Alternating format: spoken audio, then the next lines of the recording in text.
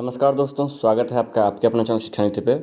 दोस्तों, बिहार में जेई की जो वैकेंसी है, बीटीएससी जेई की, इसमें जो बातें हुई हैं उन बातों को लेके एक आंदोलन 12 सितंबर को रखा गया है। इस आंदोलन में आप लोग को क्यों भाग लेना है, नहीं भाग लेना है, वो सभी आपको इस वीडियो में बताएंगे। दोस्तों, अगर आप सिलेक्टेड कैंडिडेट हैं तो भी आप इसको दिल पे ना लें कि आपके लिए ये गलत है। दोस्तों, ये न आपके लिए गलत है न अनसिलेक्टेड के लिए है। ये दरअसल इस वैकेंसी को सही दिशा में ले जाने के लिए एक आंदोलन है, जो कि जेन्युइन के लिए डरने के लिए कोई बात नहीं है, और जो फर्जी हैं उनके लिए तो हमेशा ही डर रहता है। तो सभी बातों को मिला के इस वीडियो में कई बातें करेंगे जो आप लोगों के लिए अच्छी भी होंगी, और सिलेक्टेड अनसिलेक्टेड दोनों के लिए, और साथ ही मूवमेंट को क्यों ज्वाइन करना है वो भी आपको बताएंगे। दोस्तों, सबसे पहले मैंने थंबनेल में लिखा है कि मूवमेंट टू रिजर्व है जूनियर इंजीनियर सीट। इसका मतलब ये है कि जो भी आएंगे वो अपने सीट के लिए आएंगे, किसी दूसरे की सीट के लिए कोई नहीं आता। तो आप अपना समझ के इस आंदोलन में जरूर आएँ।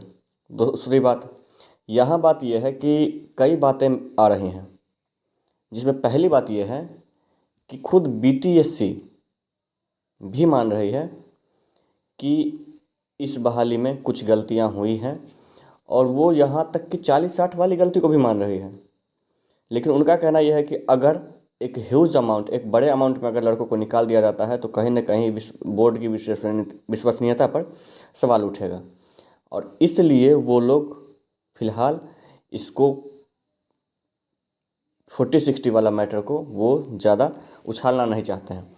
रीज़न ये है दोस्तों कि 40% में प्राइवेट कॉलेज वाले स्टूडेंट्स भी शामिल हो गए हैं, तो वो डजेंट मैटर, उससे कोई मैटर नहीं है, क्योंकि वो कोर्ट का डिसीजन है। बट मैटर यहाँ पे ये है कि उनको, उनके भी होने के लिए फर्जी को निकलना ज़रूरी है। जब तक फर्जी वाले नहीं निकलेंगे तब तक उनको भी, मतलब जो 60% में बिहार के प्राइवेट पॉलिटेक्निक वाले आए हैं उनका भी नहीं होगा। ये प्रॉब्लम सबके साथ फेस होगा, क्योंकि फर्जी हटेंगे तभी कट ऑफ डाउन होगा, और जब 40 और 60% का जब नियम लागू होगा तभी ये सही से अच्छे और जेन्युइन कैंडिडेट का सिलेक्शन होगा।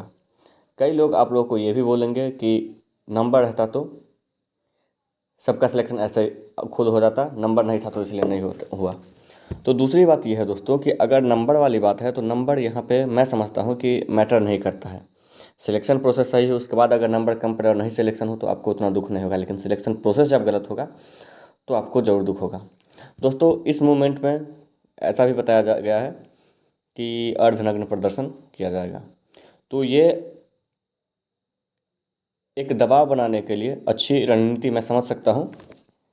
तो अब एक और चीज़ आप लोग कंफर्म कर लें कि 12 सितंबर को आंदोलन इसलिए रखा गया है क्योंकि 13 सितंबर को इसके ज्वाइनिंग के बारे में, बीटीएससी जेई के ज्वाइनिंग के बारे में एक मीटिंग रखी गई है, जिसके लिए सभी विभाग के सचिव और मंत्री भी हो सकते हैं कि उसमें अवेलेबल रहें और उनसे डिस्कस की जाएगी। तो वही एग्जैक्ट डेट के समय उनको ख्याल करवाने, उनको याद करवाने के लिए ये आंदोलन रखा गया है।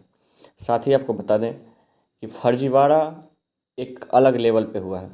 कैंडिडेट्स ये भी कमेंट करते हैं कि वो इसलिए भी नहीं 40-60 सही करेंगे क्योंकि अगर वो सही कर देंगे तो उनका अपना दुकान बंद हो जाएगा, क्योंकि जो पैसे का लेन देन हुआ है वो लेन देन का वो पैसा कैसे चुकाएंगे। तो कहीं ना कहीं ये भी सही है दोस्तों, हो भी सकता है ऐसा। और कई बातें हैं जो कि न मुझे, अंदर की बातें जो होती है, जो हो रही है, वो भी बातें ना मुझे पता हो सकती है ना आपको पता हो सकती है, क्योंकि कुछ बातें हिडन हैं। अब बात करते हैं दोस्तों कि इस आंदोलन का आउटकम क्या हो सकता है। तो आउटकम ये हो सकता है कि अगर इसका रिपोर्ट अच्छे से बने, इसका अगर किसी मंत्री के सामने ये रिपोर्ट जाए, हो सकता है कि न्यूज़ आर्टिकल के थ्रू जाए या फिर किसी भी थ्रू जाए, अगर चाहता है तो अगर इन बातों पे डिस्कस होता है तो कुछ ना कुछ पॉजिटिविटी आ सकती है। इसके साथ ही अगर बात करें कि संख्या बल हर आंदोलन में डिपेंड करता है, ये आप भी जानते हैं और मैं भी जानता हूँ। तो ज़्यादा से ज़्यादा संख्या में इसमें भाग लें। कई लोग आने से इसलिए भी डरते हैं क्योंकि यहाँ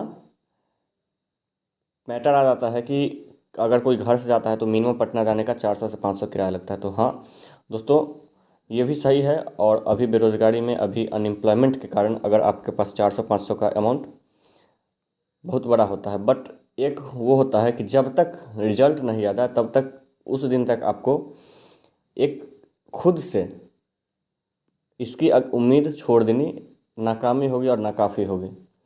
क्योंकि अंतिम समय तक जो संघर्ष करता है वो कहीं ना कहीं सफल होने का हकदार होता है। तो संघर्ष सबसे बड़ी पूंजी होती है, और इसके लिए आप लोगों को 12 सितंबर को आना होगा।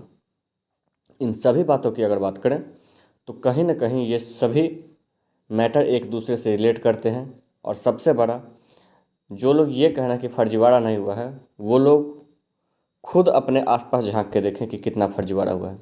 कई का प्रूफ मैंने वीडियोज़ में दिखा रखा है, उनका हटाना बिल्कुल ज़रूरी है। तो सब दूसरी बात, मैटर दोस्तों आपका मेरा किसी का सिलेक्शन नहीं करता। अगर वैकेंसी और रिक्रूटमेंट सही प्रोसेस से अगर हो तो सिलेक्शन किसका होता है नहीं होता है, आप भी उसमें संतुष्ट हो जाएंगे।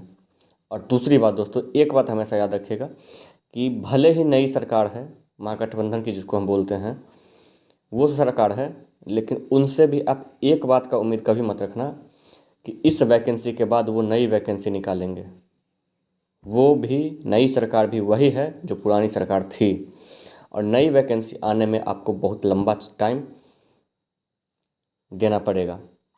और तेजस्वी यादव हो या कोई हो, नेता है, वो अपना बात बोल के चला गया। आप पिछले 1 महीने से देख रहे हैं कि वो आज पूरा महीना हो गया। आपको मैंने एक वीडियो भी बना रखा है, आपको डिस्क्रिप्शन में और कमेंट सेक्शन में पिन किया हुआ लिंक मिल जाएगा। वहाँ आपको एक बात दिख जाएगा कि मैंने उस वीडियो में भी बताया है कि 1 महीने में उनको रोज़गार के नाम पे 5 मीटिंग हुआ, लेकिन एक भी रोज़गार के नाम पे मीटिंग नहीं हुआ।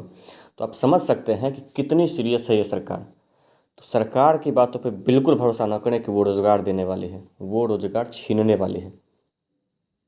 चाहे वो तेजस्वी यादव हो, आप हो सकता है कई कैंडिडेट्स मेरे व्यूअर ऐसे भी होंगे तेजस्वी यादव के सपोर्टर होंगे, लेकिन सपोर्टर होना अलग बात है और एक वैचारिक और सैद्धांतिक सोच अलग बात होती है दोस्तों। तो सैद्धांतिक सोच पर विश्वास रखें।